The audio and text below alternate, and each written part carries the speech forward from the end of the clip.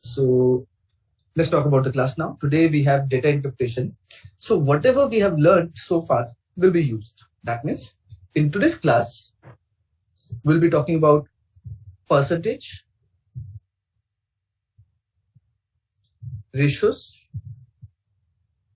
averages, and whatever other things that we have learned will be used in today's class. So what is data interpretation? Data interpretation is information given to you in some format. Maybe it can be a table format when the data is given to you in a table format. It could be a bar graph. It could be a pie chart. It could be a Venn diagram. So, and many other ways, line graphs. So all these ways are there where we need to interpret the data given in some format and then answer the questions related with that information.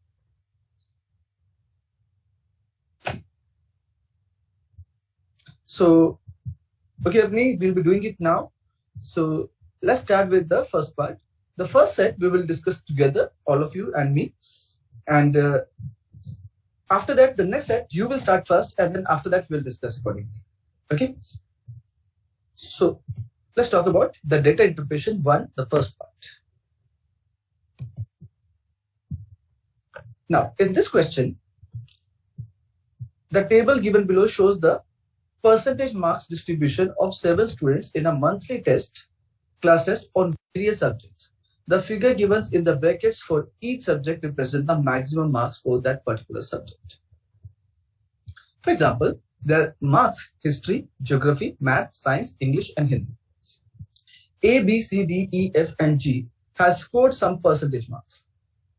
So 84% in history, 72% in geography, 81% in maths, 67% in science, 62% in English, and 68% in Hindi. Now, these are the percentage marks. So if I want to calculate at any point in time the A's marks in history. So let's say for history, how many marks he has scored? He has scored 84%. So basically what I need to do, 84 into 100 into 75. Now understand, whenever this kind of calculation is understood, because percentage marks for each student will change. So 84, let's say for B, it will be 76%. So I'll not write 76 by 100. I will make it 84 into 75 by 100. And if I simplify this fraction, this is 3 by 4. So whatever the marks I need to calculate for history and for geography, because for both, the maximum marks is 75. So what I'll be doing, I will be multiplying it with 3 by 4. And then whatever the result will be, I will write it over here. So 21 into 3, in history, he will be scoring 63 marks. That's the A's marks in history. We need to calculate 84% of 75. Guys, now you respond to me. Can I write it 84 into 75 by 100? If I write it, is there any problem with that? Rather, writing 84 by 100 into 75, if I write 84 into 75 by 100, is there any problem with that, Pratham? No problem. Okay. Anyone else who is feeling that there should be any? Yes, we need to multiply with this number, 75 by 100. So if I simplify, I can write it 3 by 4. So my calculation will turn out to be 84 into 3 by 4. If I simplify this, my history marks will turn out to be how many? 63. Now let's talk about geography marks of A. That's 72%. So again, 72 by 100 into 75. So what I'm doing, whatever the percentage 100 is, I'm giving it beyond the total marks. So I'm calculating it 72 into 75 by 100. Basically, this will be again 3 by 4, and this is 18. So in geography, he has scored 54 marks. In maths marks, he has scored 81%. 81 by 100 into 150. So 81 into 150 by 100. Simplified it, it's 3 by 2. And if I multiply it, it's 243 by 2, basically 101.5. Now understand, with history, whenever I have to calculate the history marks, I need to multiply it with 3 by 4. Whenever I have to calculate geography marks, I need to multiply it with 3 by 4. Whenever I have to calculate maths marks, I need to multiply the percentage, that is, this is the percentage, with 3 by 2. Now, what do you think about science? if I have to calculate the science marks, with which number should I multiply? Quickly, guys. Sahil, Priyanshi. 4 by 2, Rishabh. It can be 2 by 1 or 2 also. Dhananjay, right? Good one. So science marks will be what? It's 67's double, 67 into 2. So 67 into 2 will be 134. And English marks, what do you say about English marks? English marks will remain the same. So English marks will be as it is. So it will remain 62 because it's out of 100 and we are converting accordingly. And with Hindi marks, what do we need to do? Anyone? Half. Basically, this is the multiplication factor for science. This is 1 and this is Hindi 1 by 2. Absolutely, guys. So it is 34. So if I sum this up, so all the marks, whatever I will get, will be the marks of A in the first cell parameter. Right. So that's fine. So let's do one thing. Let's read the question number 1 and try answering it. Now, in the question number 1, he's asking for what is the marks obtained by A in history, geography, and science together. We know in history he has scored 63 marks, geography he has scored 54 marks, and science he has scored 134 marks. And if you sum this up, you will get 251, and this will be your marks of A in 3 subjects together. Is it clear, the first question, guys? Let's talk about the question number 2. Now, in this part, it's about what is the percentage of total marks obtained by student B in all the subjects together. Now, we need to calculate the subject total marks obtained by B and divide it with what? Total marks. So let's get back. Again, we need to do the same calculation again. So I'm doing it for you. For B's marks in history is 76. So 76 into 3 by 4. This turns out to be 57. Geography marks, if I calculate, it's 58 into 3 by 4. This turns out to be 14.5, and that will be 43.5. And then we have maths marks. It's 75 into 3 by 2. So this is 225 by 2, that is 112.5. Then we have science marks, that is 73 into 2, that will be 146. Then we have English marks, that is 65, so that will remain 65 directly. Then we have Hindi marks, that is 72, and if we half it, it will turn out to be 36. So we need to sum them up and we need to find the total marks also. Oh, then I'm sorry guys, I missed a number. I write it for the third one. C's marks I've written for math, so it's 87. So the marks will change by how many? 18.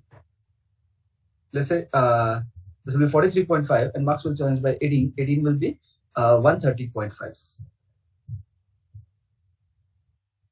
So this is what the marks will be. I hope rest of the numbers I've written correctly. Okay. Now we need to find the sum of these numbers and then we need to divide this with the total marks. What is the total marks? 75 plus 75, 150. 150 plus 150, 300. 200, 500, 600, 650. So 650 is the marks divided by, what is the total marks obtained by this? Can you tell me the sum of these numbers? Anyone? 478. So now I'm taking your words, 478 as the marks, and we need to divide it with 100. So simplified it, 5, 2, 5, 13, 13 into 3, 39, and then 8, 88, 13, roughly 7, 13 into 7, 91. So 37 into 2, my answer should be slightly below 74%. Let's check out the values. Which are the values? Which option should I mark? So the closest option to 74% will be 73.54, and this will be our answer. About now, question number 3. What is the average marks obtained by student in maths? But that's interesting. We need to talk about average marks of that to maths. So when we are talking about maths marks, understand, for maths, what will we do? Average marks, what will we do? We'll take the average of these numbers first. And then we multiply it 3 by 2. Whatever the result will be, that's my answer. Okay? So how to take the average of these numbers? We have done the average concept. So what we'll do for calculating the average, we'll assume the average, some number, which will be easiest to calculate. Yes, Avni, we can do sum by 7, but we have another method also, that is assuming the average. We assume the average initially. So we said, let's say all the numbers are around 80, 90, and 60. So we said, let's say assume the average to be 80. Directly, we just said it's 80. Then we start looking for the difference from 80, how far each number is from 80. So let's say 81 is 1 extra, 87 is 7 extra, 75 is 5 less. So I'm using -5 for this. 64 is 16 less, so -16. 93 is plus 13, 13 extra. 89 is plus 9, and 66 is -14. So -16, -14, and -5 sums up -35. So these values are 35 less. Plus 13, plus 9, plus 22, plus 8, plus 13. So effectively, there is a gap of -5. So -5 by 7 we need to do. And 80 minus 5 by 7, let's say roughly it's 7 by 7. So 79 is the marks, average marks. Slightly more than 79, we'll multiply it with 3 by 2 and accordingly mark the answer. I'm just using some approximation technique. Okay, guys. So 79, yes, this is the percentage, not marks. So getting the marks, we need to multiply it with 3 by 2. So 79 into 3 by 2. So this will be what? 39.5. And 39.5 into 3 will be 118.5. This will be the value. So I need to mark the option which is closest to this, but slightly more than this. So let's try the options.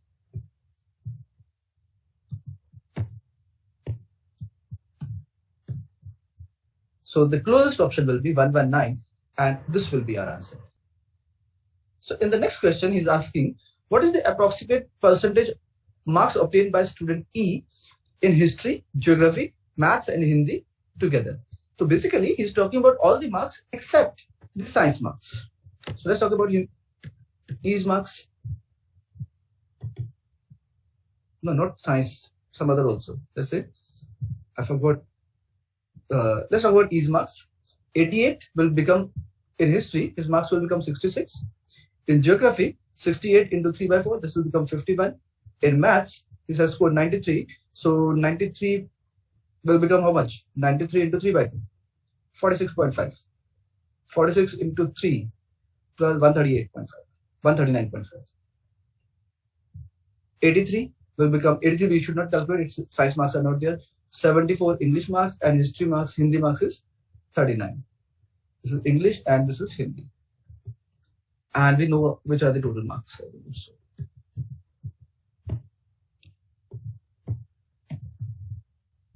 History. History has scored 66, geography 51, maths 139.5, and history, Hindi 39. So let's sum it up. Let's say the maths is roughly 140, and 140 plus 40, 180, and this much is how much? 117. 177 plus 1, 79. 7 plus 9, 16. 1 plus 7, 8, 9, and 296 will be the total marks divided by 75, 75, 150, 150 plus 150, 300 plus 350. So out of 350 into 100, we need to convert. Now let's look at the options. Option says we are pretty fast, so you can approximate. So what I did, I made it 300, simplified it. It turns out to be 6, 5 into 6, 5 into 7. So 6 by 7 into 100. 6 by 7 into percentage will be 85.71.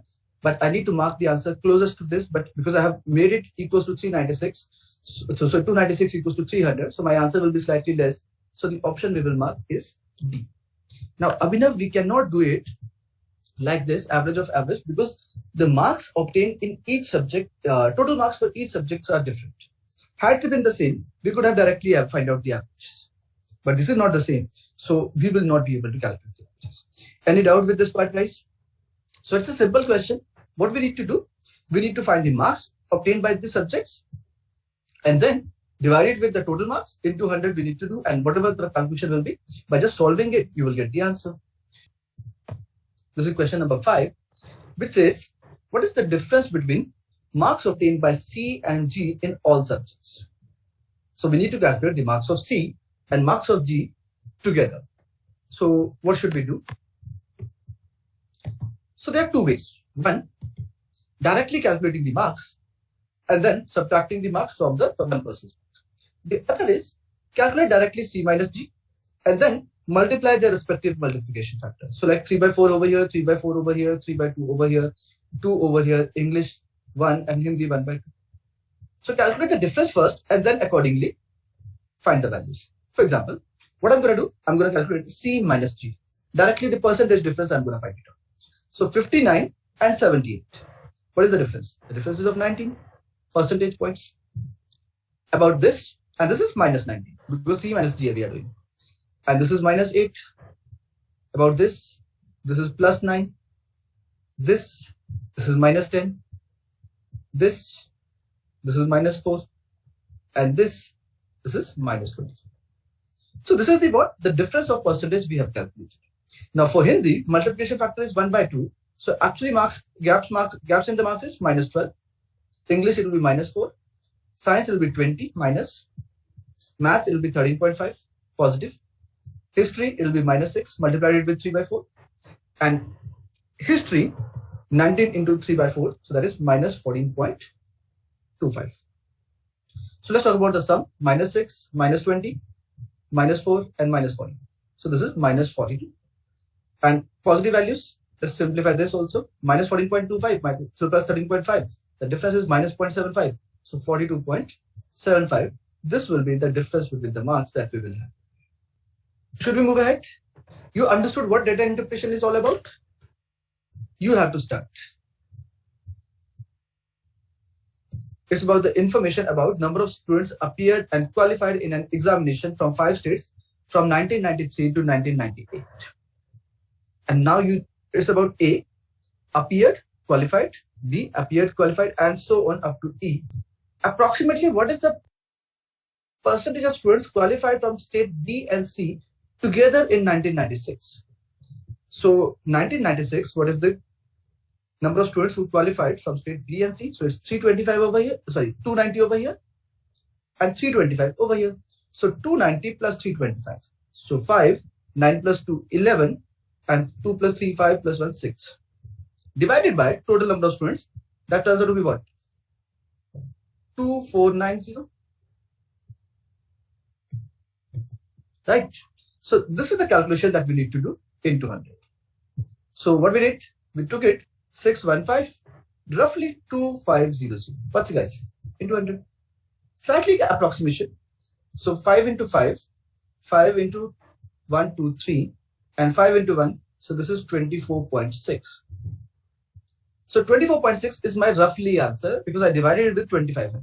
So if I not divide, I need to answer it into approximately. So the closest option with close to 24.5 is, let's see that. That's the 25%. Okay, so let's move ahead with the question number 7. The total number of students appeared from state A during the year 1996 to 1998 is approximately what percent of the total number of students who appeared from 1993 to 1995. So let's go back to the question and try this question. So the question was, the number of candidates appeared from 96, 97, 98 is what percentage of 93, 94 and 95's appeared candidates. So basically I discussed with you that we need to divide the sum of this with this value. So what is the sum of this? 0, 8 plus 5, 13 and then 1, 300. 3300. And what is the sum of this? 0, 0, 0 and it's 2900.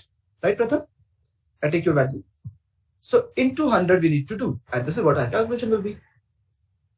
So that means it clearly states that my answer is more than 100%. So my options, that is 98% and 85% will be out. So the option I'm left with 105% and the other one 115. So let's divide it for quickly. So 3330, 29, 1, the 29 value left is 43. So it's 1 again. The moment I understood it's 1 again. So I understood now the value is more than 110. So the option will be more than 110%. There is only one option.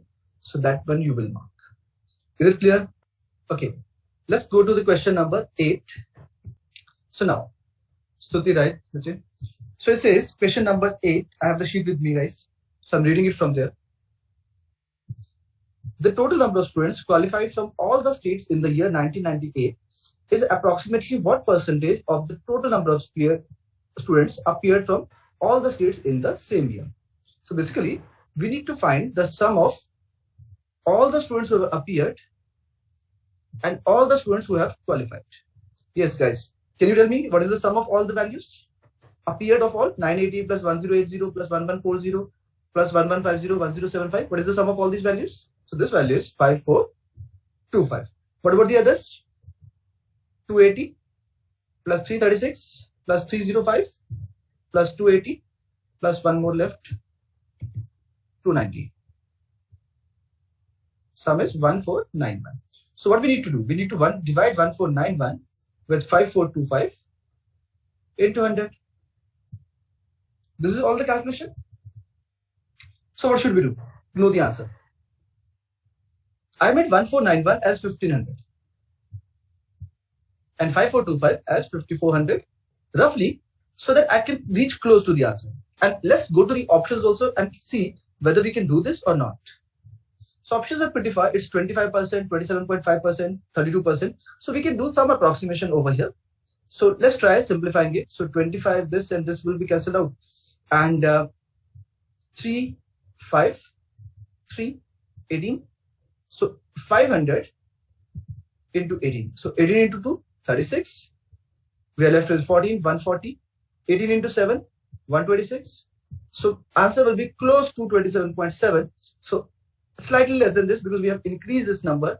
It was 1491. We have made it 1500 and we have removed the fraction. So my answer will be close to 27.7, but slightly less than that. So the closest option that we will mark will be B option because that is the nearest answer. So again, we'll not be calculating the full exact. We'll look for the option, how much approximation we can do, and we'll look for it. We'll try finding the value accordingly. Let's move to the next part.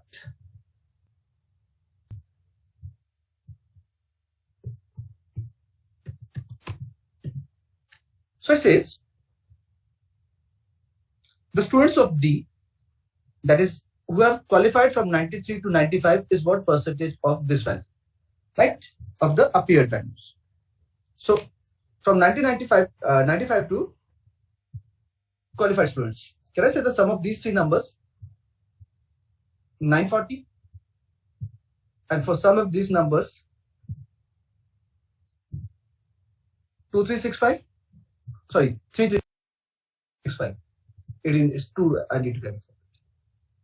So 940 by 3365 into 100 we need to calculate. So what should we do? Divide it. And let's look at the option. What does the option says? Option says it can be 27%, it can be 32%, it can be 30% and 28%. So options 27% and 28%, these are the two options which are very close. So we need to exact in this question. We can't go for the approximation thing. So what I did, I decided to divide it with 5. So 5 into 6, 30.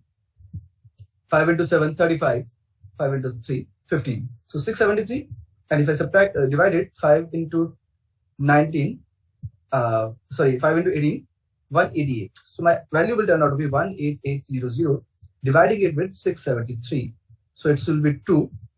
We need to start because 600 into 3 will be 1800 and 73 is more to that. So it will be a bigger value. So I multiplied it with 2. So I got the value 1346, subtracted 10 minus 6, 4, then 3, then 5, 5340. And then 6 into 7 will be 42 and 6 into 8 will be 48. So I'm just going approximately close to 6 into 8. So 8 into 3, 24, 2, 8 into 7, 56 plus 2, 58, and 6 into 8, 53, 53, 84. So my answer will be slightly more than 28%, but more than 27%. Because look, the gap is of 44 only. So 44 in respect to 673 is not a big number, so that will not be a big percentage. So my answer will be close to 28%, so slightly less than that. So let's look at the option, which is the closest one. It was 28%, 27% and 28%. So the closest one will be 28%, and we will mark that as the option. Okay, so let's move to the question number 10. Now, it's about the percentage of students qualified is the highest for which state for all the 6 years given together. So we need to find the percentage qualification of how many are qualified from A, how many are qualified from B, how many are qualified from C, and accordingly we need to mark the answer. So A, B, C, D are the 4 options, and what we have to calculate? We have to calculate 1720 divided by 6230, 1731 divided by 6570, 1850 divided by 6750, and 1825 divided by 677. So this is what we have to calculate, the 4 values, and whichever the highest percentage is, that will be our answer. So now let's try some observational part and see which one can have the higher value or which one can have the lower value. So these are the values we need to look for. So I can clearly say that D is less than C because the numerator is less and denominator is higher. So D definitely not in the game because this is the value which is not closest to the options. That is smaller than C. We need to look for the highest. So this will be out of the game. Now about B, if I calculate, the B numerator increases of 11, denominator increases of 340. So again, had there been proportional increase, B would have been greater, but increase in denominator is pretty high as compared to increase in the numerator. So this B will be ruled out from the options also. So now the options which are pretty different, that is A and C, that we need to try. Otherwise, B and D are ruled out. So my calculation is 172 by 623 into 100, that's the 1, and 185 divided by 675. Let's simplify it slightly further. 37, 1, 3, 5. So 37 by 135 and 172 by 623. These are the 2 calculations we do. So it's 27.6 and this turns out to be 27.4. Okay, one is 27.6, one is 27.4. So the closest one is, highest one is 27.6. So A will be the option that we will mark. Understand, these 2 options are pretty close. So we cannot do approximation over here. Okay. No, so this C cannot be 20. Okay, 28%. It will be slightly lesser. So 27.4. So these are the values that is given by you to me. So I'm writing it as it is, taking your word. So A would be the answer. Okay, let's move ahead with the next set. Question number 11 to 15. And now it's about, the following table shows the data about bulbs manufactured and rejected in 4 quarters from 1996 to 2000. So this is the information about the manufactured bulbs, quarter 1, quarter 2, quarter 3, and quarter 4. And these are the information about the rejected bulbs. So next information is, it says, number of bulbs manufactured in an quarter are rejected only in that quarter of a given year. Number of bulbs accepted are defined as the remaining number of bulbs after rejecting the bulb, that total number of manufactured bulbs. So basically, if you want to calculate the number of bulbs that have been accepted, or that will be 798 minus 160 for quarter 1 in 1996. This is what the calculation you need to do. Now, I'm launching the poll for question number 11. Read the question, understand the question, and mark your answers. In which of the following year percentage of bulbs rejected is minimum? So this is the rejected bulb, and it's about the year bulbs that he's looking for. So that means I need to calculate the rejected total and manufactured total. Yes, guys. What do you say? Manufactured total, anyone? For 1996, which one is? It's 3418 for the first year. Second year, 3377. Third year, 3246. Fourth year, what is the sum? 3460. And fifth year, 3438. So again, we need to compare some fractions. Let's do that. So first one is 631 by 3418. Second one is 704 divided by 3377. Third one is 673 divided by 3246. Fourth one, 704 by 3460. And fifth one is, how much this was? 709 or 99?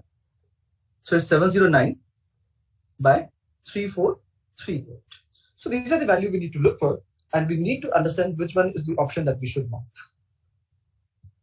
Now let's talk about the options. I believe there are 4 options has to be there. So one here we should not calculate.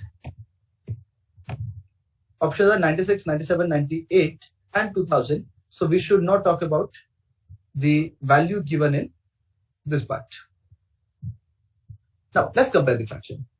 I'm directly rejecting because I need to find the minimum value. So that means now I need to do the opposite.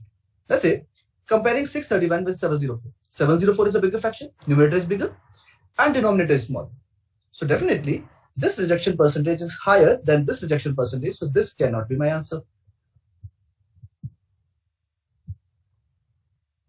Similarly, if I compare A with C, which I can clearly see, again, numerator is higher, denominator is smaller. So this will not be again in the answer. I'm not calculating, I'm just observing. With 631 and 673, 631 is smaller and 3418 is a bigger denominator. So that means the first fraction will be smaller than the second fraction or third fraction. So in both the cases, these two are out of my answer. Now in the third person is again true because my increase in numerator is more than 70 and increase in denominator is only of 20. So definitely my A fraction, this fraction will be smaller than the other fractions. So this will be my answer. So A would be the answer. Guys, I didn't calculate anything. I just looked at the numbers, I observed the numbers and marked my answer. I hope it's clear to you. Any doubt with this part? Any query with the observation part? Yes, Pratham, 1998 is not in the option, so we just got it. Now, the second part. Or otherwise, what you could have done for comparison purpose, you could have multiplied it also. 5 by 6 and 6 by 7 cross multiplied. 5 into 7, 35. 6 into 6, 36. 36 is bigger than 35. So this fraction will be bigger than the other fraction. This is what you could have done the otherwise. Okay. Now, the second rule about the fractions, if it is vice versa, the fractions are 6 by 5 and 7 by 6.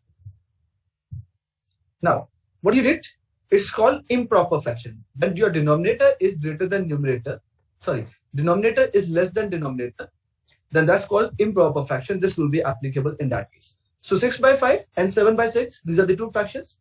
We added 1 to both numerator and denominator, and the resulting fraction turns out to be 7 by 6. Now 7 by 6 will definitely be smaller than 6 by 5. So this will be the relationship. So if it is an improper fraction, you add 1 to both numerator and denominator, your resulting fraction will be smaller than the previous fraction. So it says, in the year 1999, the number of bulbs rejected in quarter 2, that is 190, is what percentage of the total bulbs manufactured in quarter 4 in the same year? So quarter 2 is 190 divided by 868 into 100 we need to calculate. This is what our calculation will be. And I'm sure you have calculated it to 22%. So I'm not discussing it further. This is what we need to do. Okay guys, let's move ahead with the next question, question number 13. So question number 13 says, for which of the quarter of the year 1996 the total bulbs rejected as a percentage of bulb manufactured is maximum? So basically now we will be comparing 1996 quarterly results. So basically first one is 160 by 798. Second will be 201 by 945. Third will be 140 by 930. And fourth one will be 130 by 740. And we need to look for the value which has the maximum results. So what should we do? This is 160 by roughly 800, the first one. So this one will be 20%. 1 by 5 as a fraction, 16 into 5, 16 into 5. So this will be 20%. Now I'm comparing every number is 20%, and that is how I'm looking for whether this will be the value or not. Like the value will be more than 20% or less than 20%. So 745's 20% will be 1 by 5, 1, 5, or let's say 149. 149. So this is 130. So this is less than 20%. So this is not the answer because we need to look for the highest. 930 is 140. 930 is 155. That is, I'm calculating 20% again. 5, 1, 8, 6, 186. So this is 140. So this is less than 20%. 945's 20% will be 1 by 5. And this turns out to be 189. So this number is more than 20%. And this is roughly close to 20%. So this will be the option. I believe we should move ahead. Let's try question number 14 now. So question number 14, what it says? It says, in the year 2000, another test was done on the bulbs which are accepted. Only 75% of the bulbs could not pass the test. So basically, after whatever the bulbs that we have accepted after this thing, then there is about 75% of the bulbs again could pass the test. The rest were rejected. So how many bulbs total would be finally accepted? So let's talk about first. What is the total number of bulbs that is produced in 2000? Anyone? You give me the value for this? Yes, guys. Dhananjay. What is the sum of these numbers? 854, 911, 858, and 815. 3438. And what is the sum of rejected bulbs? Stuti? 709. So the gap is, so the difference between these two numbers is 29 and 2729. Or let's make it 2728. Why 2728? Because we need to calculate the 75%, and 75% will be a fraction equivalent to 3 by 4. 3 by 4. So 4, 1, 4, 6, 24, then 32, 8, and then 6, 82, and multiplied it with 3. So 2 into 3, 6, 8 into 4, 24, 2, and 2046 will be the answer. This will be the answer, and 2046 will be the, because some points will be there, so we'll not have the bulb that will be in points. So closest option will be 2046. So let's try question number 15 now. So this was, guys, this question was pretty easy. Like, in this question, you need to just find the difference and the ratio. It says, what was the ratio of the change in number of bulbs manufactured to the number of bulbs rejected from quarter 2 to quarter 3 in the year 1997? So in 1997, manufactured bulbs and quarter 2 to quarter 3, what is the change? Here it was 895, here it is 915. So what is the change? Changes of 20. And rejected 185 to 170. What is the change? It's 15. And this is the ratio we need to find. So it's what? 4:3. And this will be your answer. So let's start, guys. Let's do it for question number 21 to 25. And it's about answer the following question based on the given information. It's the expenditure of company in lakh rupees per annum over the given year. So item of expenditure, companies paying salaries, companies paying for fuel and transport, bonuses, interest on loans, and taxes. This is what the values are given from 2001 to 2005. So what we need to do? It said, what is the average amount of interest per year which the company had to pay during this period? So basically, this is the interest that the company has paid. We need to sum it up and divide it with the value. So one thing, or the other thing that we can do, we can assume, let's say the option says 32, 36.66. So no, we cannot assume because 36.66 and 36 are very close. So let's try it. 5 plus 3, 8, 6 plus 2, 8, and 4, 20. So 0, 2 will be carried forward. 1 plus 4 plus 1, 6 plus 2 plus 8. That is 10, 2 carry forward. And 1 will be again carry forward. 2 plus 3 is 5, 5 plus 4, 9, 9 plus 8, 17 plus 1, 18. So 180 divided by 5. The answer will be 36. And this will be your answer. That's your question number 21. So let's read the question. It says, the total amount of bonus paid by the company during the given period is approximately what percent of the total amount of salary paid during this period? So bonus is what percentage of the total salary? So what is the sum of this bonus? Anyone can tell me, please? I need to calculate otherwise, guys, quickly. 17.28. Okay. And what is the sum of salaries? 1710. Okay, so my calculation turns out to be 17.28 divided by 1710 into 100. Again, I hope you remember how to calculate the percentage. We know calculating the 10% is the easiest thing and calculating the 1% is the easiest thing. So what will be the 10% of 1710? It will be 171. What will be the 1% of 1710? It will be 17.10. And what is 0.1% of this number? It will be 1.71. So my 1% is 17.10. And the value given to me is 17.28. Now 1% plus some extra value. How much extra? Let's calculate that. 0.1 is 1.71. But this is not that far. It's only 0.17 far. So my answer will be 1.01%. So that means the option I cannot go for 1.25. That's pretty far. So the option that I need to mark is 1% only. And this will be my answer. Okay, otherwise, what you can do? 1728 divided with 1710. And this is we need to calculate. So 1710. Then we are left with 18. And then we place the decimal. It's 0, 180. It's not clear. It's 1.0. Again, we need to place a decimal. And then it will be 1.01. So then it will come out to 1710. So my answer will be 1.01. That is the closest. And this is how I will mark the answer. Now, next question is question number 23. So it says this was for 23. The total expenditure on all the items of 2001. So 288 plus 98 plus 2 plus 22.4 and plus 18. What is the value? The value will turn out to be 493.92 divided by the total that we need to expenditure in 2005. So that means the sum of 420, 142, 451 and 98.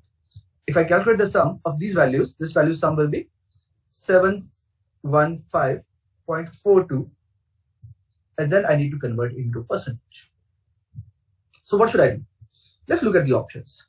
First option says 62.24, second says 69.04, third says 71.44, and fourth says 66.64. So which option should I mark? Again, options are pretty far, but let's try and understand which value will be closest, because I can see something. Because 490, had this been 490 by 700, it would have been 7 by 10, a fraction equivalent to 70%. So my answer would have been close to 70%. But whether I should go for 71% or should I stick to 69%, what should I do? So for that purpose, what I did, I calculated 715.42's 70%. Let's say 715's 70%. And I'll see the result. 7 into 7, 49 and plus 105. So it will be 5005 divided by 100. So by 10, because this is 10. So my answer will be 500.5. If I calculate the 70%. But this value that I have is 493. So this is less than 70%. 493.92 is less than 500.5. And this is 70%. So this value will be slightly less than that. So answer we will mark is 69% roughly. Closest that is that option only. Chale, let's do the question number 24 quickly. The question says the total expenditure of the company over these items during the year 2003 is. So basically we need to add 324 plus 101 plus 41 plus 74 plus 3.84, and whatever the result will be, that will be the answer. So sum will be 544. A very basic question. I'm sure this is the answer. So let's move ahead with the next question, question number 25. Now in this question, it said the total expenditure on taxes. So whatever the total expenditure on taxes is, this one. And this ratio to the total expenses on fuel and transport for all the years, and we need to find the ratio. So first we need to write the taxes, and then we need to talk about the fuel and transport. So guys, can you tell me what is the sum of our taxes? Anyone? 451. And what is the sum for fuel and transport?